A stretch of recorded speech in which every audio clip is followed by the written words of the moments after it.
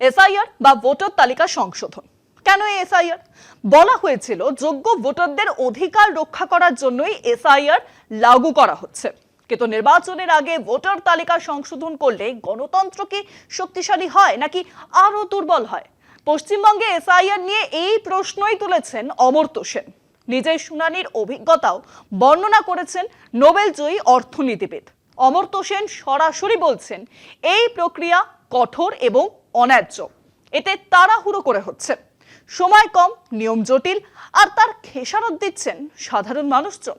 ভোটাধিকার যেখানে গণতন্ত্রের মূল ভিত্তি, সেখানে এই তাড়াহুড়ো কি আদৌ দরকার ছিল? শুধুমাত্র পরিস্থিতির শিকার হয়ে গ্রামের মানুষ, গরিব বা সংখ্যালঘুরা এতে বাদ পড়তে পারেন, সেই আশঙ্কাও করেছেন নোবেলজয়ী। অমর্ত্য সেনের উদ্বেগ বা আশঙ্কা যে খুব ভুল নয়, সে নিয়ে আশা করি কোনো সংশয় নেই। নির্বাচন যত কাছে আসছে প্রশ্নটা কিন্তু আরো জোরালো হচ্ছে, এটা কি সংশোধন না প্ল্যান করে নিজের পছন্দ মতো ভোটার বাছাই? নোবেলজয়ী অর্থনীতিবিদ অমর্ত্য সেন পশ্চিমবঙ্গে ভোটার তালিকার বিশেষ নিবিড় সংশোধন নিয়ে গভীর উদ্বেগ প্রকাশ করেছেন। তিনি বলেছেন এই কাজটি অযথা তাড়াহুড়ো করে করা হচ্ছে। সামনে কয়েক মাসের মধ্যে বিধানসভা নির্বাচন থাকায় এতে গণতান্ত্রিক অংশগ্রহণ ক্ষতিগ্রস্ত হতে পারে।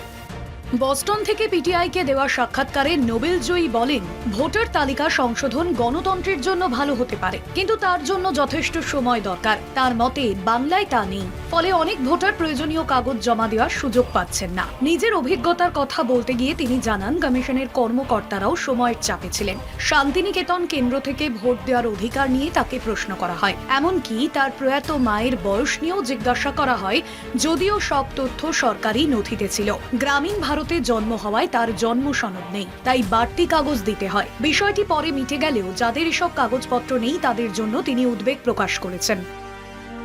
এসআইআর কোনো দলের লাভ করবে কিনা এ প্রশ্নে তিনি নিশ্চিত নন। কেউ কেউ বলেন এতে বিজেপি লাভবান হতে পারে, কিন্তু তার মতে লাভ লোকসান যাই হোক, ভুল ব্যবস্থায় গণতন্ত্রের ক্ষতি করা ঠিক নয়। সবচেয়ে ক্ষতিগ্রস্ত হতে পারেন দরিদ্র ও প্রান্তিক মানুষ। প্রয়োজনীয় নথি জোগাড় করা তাদের জন্য কঠিন। সংখ্যালঘু ও কিছু কিছু হিন্দু গোষ্ঠীর ক্ষেত্রে বৈষম্যের আশঙ্কা রয়েছে। তিনি বলেন, নির্বাচন কমিশন ও সুপ্রিম কোর্টকে নিশ্চিত করতে হবে যেন কোনো প্রাপ্তবয়স্ক নাগরিক ভোটাধিকার থেকে বঞ্চিত না হন। ভোট দেওয়ার ইচ্ছে তার আছে, তবে বিদেশে অধ্যাপনার কারণে কতটা সময় তিনি পাবেন তা নিয়ে সন্দেহ রয়েছে। তবু সুযোগ পেলে তিনি আবারও শান্তিনিকেতনে ভোট দিতে চান।